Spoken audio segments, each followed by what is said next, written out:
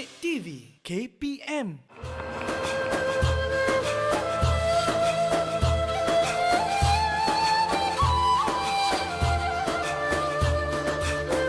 Assalamualaikum warahmatullahi wabarakatuh.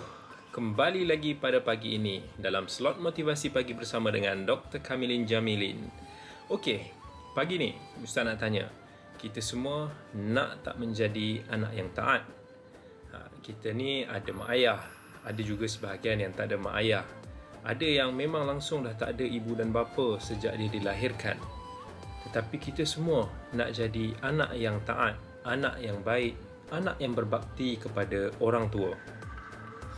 Dalam Al-Quran, Allah Azza wa Jal telah menyebut dalam 3 surah. Allah kata, وَوَصَّيْنَا الْإِنسَانَ بِوَالِدَيْهِ إِحْسَانًا. Dalam ayat yang lain, وَوَصَّيْنَا الْإِنسَانَ بِوَالِدَيْهِ حُسْنًا. Kami telah berpesan kepada manusia, kami telah berwasiat. Allah gunakan perkataan wasiat nak menunjukkan tentang pentingnya kita jadi anak yang taat, anak yang berbakti. Apa yang Allah pesan? Apa yang Allah wasiat kepada kita? Biwalidayhi ihsana. Untuk nak kita buat baik, ihsan. Kita buat baik kepada orang tua kita.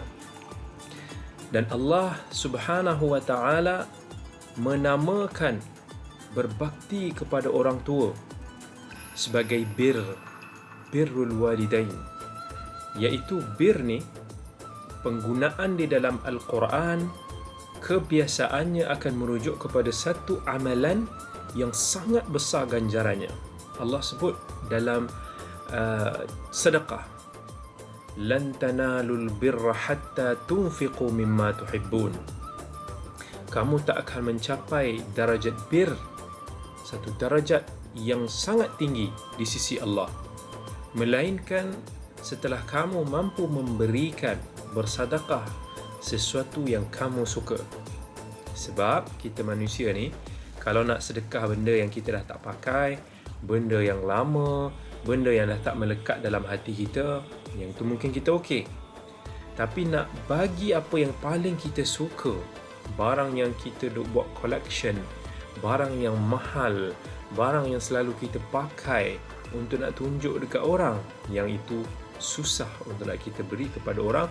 Dan only hati yang betul-betul mengharap ganjaran daripada Allah sahaja yang mampu memberikan apa yang melekat dalam hati dia demi ganjaran besar daripada Allah. Macam tu juga dengan ibu bapa. Sebab bila kita nak berbuat baik pada ibu bapa, kita nak taat pada ibu bapa, mesti akan ada banyak cabaran dia. Cabaran tu macam-macam. Terutamanya daripada sudut emosi kita. Mak panggil kita, kejut kita masa kita tengah tidur. Abang, kakak, bangun. Pergi tolong adik. Pergi siap nak pergi sekolah. Bangun, pergi buat kerja sekolah. Semalam terlupa nak buat kerja sekolah. Kita pula tengah tidur, susah nak buka mata, berat je rasa. Masa tu akan bermain-main. Alamak, kita nak terus tidur je ke? Ataupun kita rasa marah sebab mak kita kejut kita? Ataupun kita ingat bahawa ini adalah pesan wasiat daripada Allah Rabbul Alamin supaya kita berbuat baik kepada orang tua kita. Dan antara salah satu cara kita berbuat baik pada orang tua kita adalah dengan mentaati mereka. Maksudnya, bila kita nak berbuat baik pada mak ayah kita, kita nak taat pada mak ayah kita, cabaran dia bukan pada perkara-perkara yang kita suka. Kalau mak ayah kita suruh buat benda yang kita memang suka, tak ada masalah. Tak ada cabarannya di situ. Tetapi cabarannya datang dalam perkara yang berlawanan dengan keinginan kita, dengan perasaan kita, dengan pendapat kita. Itulah yang sangat mencabar. Ketika itu, kalau kita nak tegakkan pendapat kita, kita mungkin akan menyinggung perasaan orang tua kita. Nak kena fikirkan yang tu. Kalau perasaan kita berlawanan dengan apa yang diinginkan oleh mak ayah kita, yang itu juga mungkin akan mengganggu kita ataupun menyukarkan kita. Jadi, ketika itulah pentingnya kita mengingati pesanan Allah Rabbul Alamin. Nak buat baik pada mak ayah, lawan nafsu kita, lawan emosi kita. Ingat wasiat daripada Allah Rabbul Alamin. Dan ketika itu barulah kita akan mendapat kekuatan untuk nak mentaati mak ayah kita, untuk berbuat baik kepada mak ayah kita. Dan ini merupakan antara amalan yang paling besar di sisi Allah Azza wa Jal. Dalam sebuah hadis Ibnu Mas'ud, Nabi SAW pernah ditanya, apakah amalan yang paling dicintai oleh Allah? Ayyul amali ahabbu ila Allah? Apa kata Nabi SAW? As-salatu ala waqtiha. Salat pada awal waktunya. Ini pun amalan yang Allah paling suka, tapi paling liat kita nak buat. Solat subuh je. Tapi banyak daripada kita yang liat betul nak tunaikan subuh pada waktu dia. Kemudian sahabat tanya, "Thumma ai?" Kemudian apa lagi ya Rasulullah? Nabi SAW pun menjawab, birrul walidain. Berbakti kepada orang tua. Sebab nak berbakti pada orang tua ni satu amalan yang bukan mudah. Nabi sebut selepas daripada salat. Sahabat tanya, "Thumma ai?" Kemudian apa ya Rasulullah? Nabi SAW jawab, al-jihadu fi sabilillah. Yang ketiga baru Nabi SAW jawab, al-jihadu fi sabilillah. Ini menunjukkan sangat penting taat ibu bapa, berbakti pada orang tua. Kembali lagi selepas ini. Didik TV. Menjadi lebih menarik. Didik TV KPM. Assalamualaikum warahmatullahi wabarakatuh. Nak taat pada orang tua, kita kena faham apa maksud daripada ketaatan. Dan Allah menyebut ketaatan ni dalam Al-Quran dalam ayat Ati'ullah wa ati'ur rasul wa ulil amri minkum. Allah perintahkan kepada orang yang beriman supaya taat kepada Allah, taat kepada Rasul dan para ulil amri, para pemimpin daripada kalangan kamu. Tapi kalau kita tengok dalam ayat ini, Allah menyebut taat ini pada dua, pada Allah, pada Rasul dan ulil amri, pemimpin daripada kalangan kamu. Allah tidak menggunakan taatlah pada ulil amri, tetapi wa ulil amri. Kenapa Allah cakap begitu? Sebab Allah nak bagi tahu pada kita, ketaatan itu paksinya pada Allah dan Rasul. Ulil amri, kita taat pada pemimpin dengan syarat taat kepada mereka itu selaras dengan ketaatan kepada Allah dan Rasul. Kenapa Ustaz sebut tentang ini? Sebab Ustaz nak bagi kita faham betul-betul macam mana cara kita nak taat kepada ibu bapa kita selaras dengan ketaatan kepada Allah dan Rasul. Okey, contohnya, mak ayah kita disuruh kita buat sesuatu yang menyalahi keredaan Allah. Mak ayah kita suruh kita untuk nak buka tudung, buka aurat. Mak ayah kita suruh kita belikan rokok bagi dia, ataupun apa-apa yang menyalahi perintah Allah. Macam mana kita nak buat? Kita nak kena taat dalam perkara ini, ataupun kita nak kena bantah, ataupun kita nak berlaku derhaka? Macam mana sikap kita? Sebab ada orang bila dia disuruh buat maksiat, dia kata dia terpaksa buat. Mak ayah saya yang suruh, saya kena buat. Itu satu kepemahaman yang salah. Sebab kita kena ingat, Nabi SAW pesan pada kita, la ta'ata li makhluqin fi ma'siyatil khaliq. tiada ketaatan kepada makhluk dalam berbuat maksiat kepada Khaliq, kepada Allah yang Maha Pencipta. Maksudnya, kita tak boleh patuh kepada manusia, tak boleh taat kepada manusia sekiranya perbuatan tersebut menyanggahi perintah Allah Rabbul Alamin. Jadi dalam konteks ini, kalau mak ataupun ayah kita minta kita buat satu perkara yang berdosa, maka kita tak boleh taat. Tapi macam mana kita tak taat? Adakah kita kena naik suara, membantah, menggertak, mengherdik mak ayah kita suruh kita buat sesuatu, tapi membuatkan kita kena meninggalkan salat? Takkan kita nak cakap kat mak ayah kita, mak, apa ni? Mak takkan tak belajar kot. Mak ni tak ingat Allah ke? Apalah mak ni. Takkanlah kita nak cakap macam tu. Sebab kalau kita cakap macam tu, kita akan menyinggung hati orang tua kita. Tak apa. Menyinggung hati tu mungkin kita kata sometimes perlu. Dalam kita nak mengutamakan Allah dan mak ayah kita, Allah yang first.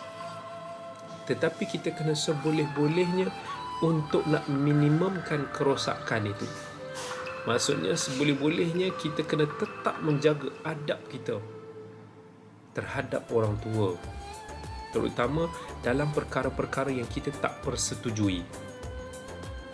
Contoh, dulu ada sahabat Nabi SAW, Sa'ad bin Abi Waqqas. Sa'ad bin Abi Waqqas, masa dia masuk Islam awal-awal dulu, mak dia sangat-sangat bantah. Mak dia marah sebab anak kesayangan dia macam mana boleh terpengaruh dengan dakwah Nabi kita Muhammad sallallahu alaihi wasallam dan anak kesayangannya itu masuk Islam. Sedangkan Sa'ad bila dia masuk Islam, dia lagi baik. Dia lagi dengar cakap mak dia. Dia menunjukkan akhlak karakter orang yang baik. Dia tidak putuskan hubungan dengan mak dia. Dia tidak nampak bila dia masuk Islam tu, dia nampak lagi jadi manusia yang tak baik. Tak, manusia yang lebih baik. Tapi manusia, perasaan ibu, emosi dia, ego dia. Masa tu mak Sa'ad dia minta, dia merayu Sa'ad supaya kembali balik kepada agama syirik, agama nenek moyangnya dulu, sembah balik patung berhala. Sa'ad tak mau. Tapi bayangkan kita berada dalam keadaan tu, kita akan tersepit. Sa'ad sampai satu tahap dia kata tak boleh, walau apa pun, walau terpisah nyawa ibu daripada jasad, aku tidak akan meninggalkan agama ini. Maka ibunya pun berjanji untuk mogok lapar, tak mau makan sampailah Sa'ad sanggup tukar balik agama dia. Subhanallah. Itu meletakkan seorang anak yang taat dalam satu dilema yang dahsyat. Maka mak dia pun tak makan, berhari-hari tak makan. Makin lama mak dia pun makin lemah. Sa'ad pujuk mak dia makan. Dalam keadaan tu, Sa'ad pun tak tahu macam mana lagi nak buat.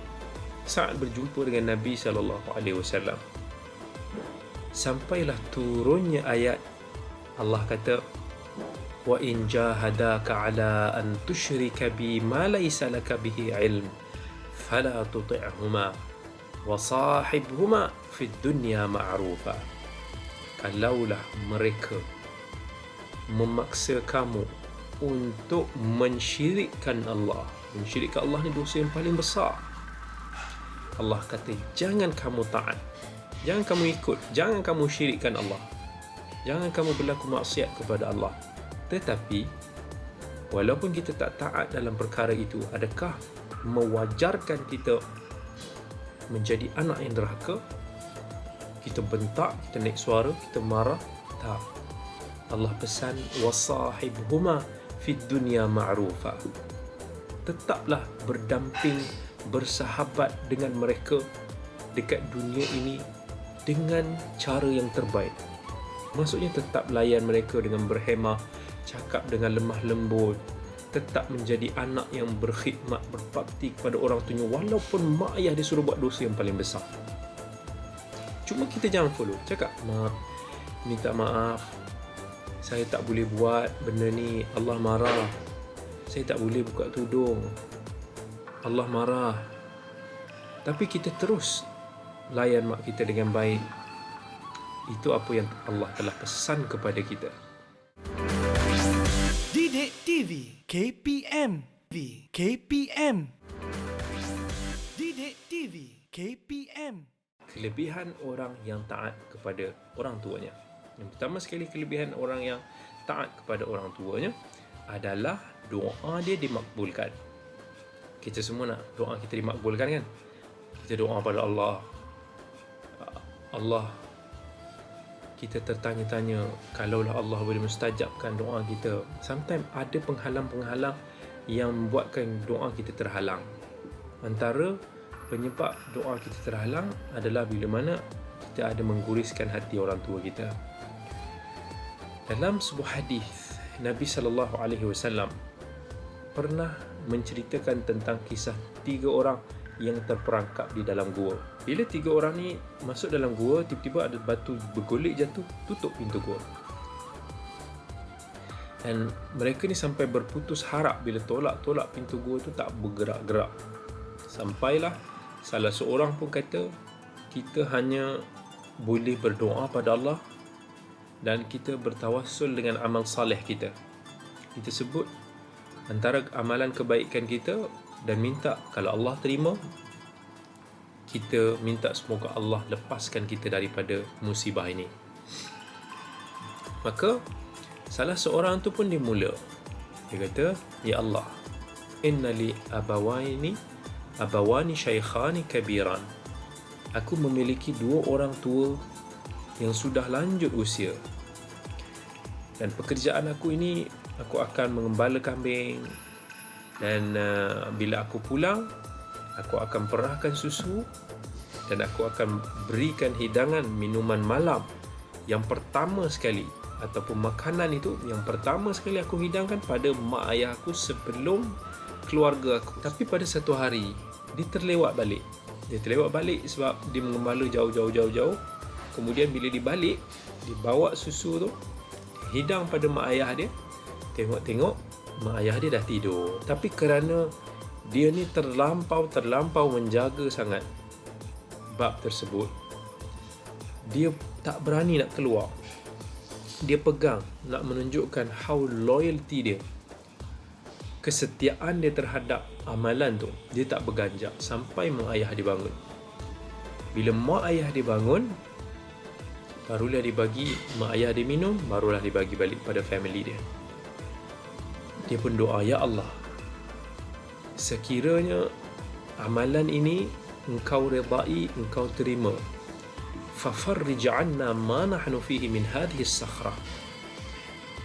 Lepaskanlah kami daripada kesukaran yang kami hadapi ini, daripada ujian batu ini yang menghalang pintu gua. Maka Allah pun turunkan sikit pintu gua tu. Allah makbulkan doa dia segera, sebab dia taat, dia berbakti, dia sayang mak ayah dia. Kalau terbalik, kalau kita derhaka, kalau kita tak taat, Allah tak makbulkan doa kita. Sebab tu kata para ulama, kalau dalam hidup ni kita merasakan ada kerunsingan, ada je yang tak kena, kerja kita tiba-tiba jadi kompleks, hidup kita tiba-tiba jadi rumit, kita tiba-tiba rasa sempit, kita rasa susah, call mak ayah kita, jumpa mak ayah kita, minta maaf, gembirakan mereka, belanja mak ayah kita, minta doa daripada mak ayah kita. Barangkali ada sesuatu yang tersimpan dalam hati mereka yang mereka terasa hati dengan kita. Kita tak perasan. Sampai ibu bapa kita dipendamkan saja perasaan tu. Itu kesan yang pertama. Bila kita taat kepada orang tua kita. Bermakna, kalau kita taat pada orang tua kita, hidup kita ini akan dipermudahkan segala urusan. Uwais Al-Qarni, seorang mukhadram, dia hidup pada zaman Nabi, tak sempat berjumpa dengan Nabi. Dia adalah seorang anak yang sangat dikenali berbakti pada ibu dia. Sampaikan Nabi kata, "Lau aqsama 'ala Allahi la abarrah." Kalaulah dia berdoa, dia berjanji dengan nama Allah, mesti Allah akan bagi. Allah makbulkan doa dia. Kelebihan orang yang taat dan berbakti pada orang tua. Sebaliknya, orang yang derhaka, orang yang tak taat, selain daripada dosa yang sangat besar, dalam hadis Bukhari, Nabi SAW bila cerita apa dosa yang paling besar, yang pertama Nabi sebut asyirku billah, mensyirikkan Allah, wa uququl walidain, dan kemudiannya derhaka pada orang tua. Bayangkan Nabi sebut dosa derhaka pada orang tua ni, Nabi gandingkan dengan melakukan syirik kepada Allah. Sedangkan syirik kepada Allah adalah satu dosa yang tak akan diampunkan. Innallaha la yaghfiru ay yushraka bihi wa yaghfiru ma duna dzalika liman yasha.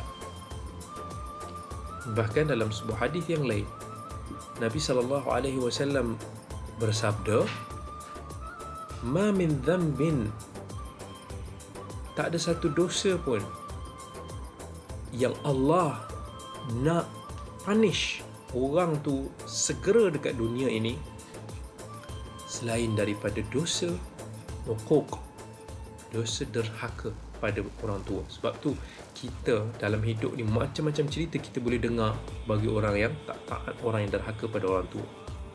Ustaz sendiri pun dah dengar macam-macam cerita. Orang yang tak sayang mak ayah dia, tak taat, yang selalu sakiti hati mak ayah dia, derhaka, mesti akan Allah balas lagi dekat dunia ni. Macam-macam kesulitan yang dia akan rasa. Tanyalah kawan-kawan kita, keluarga kita, ataupun kita sendiri mungkin kenal yang kita nampak contoh macam tu. Tapi sebaliknya, kita nampak orang yang betul-betul sayang dan jaga mak ayah dia. Subhanallah, Allah cukup jaga dan Allah berikan segala macam kesenangan. Allah makbulkan doa-doa ni. So, untuk kita semua, jangan kita lupa taat kepada orang tua kita, berbuat baik kepada mereka. Itu amalan yang paling Allah suka.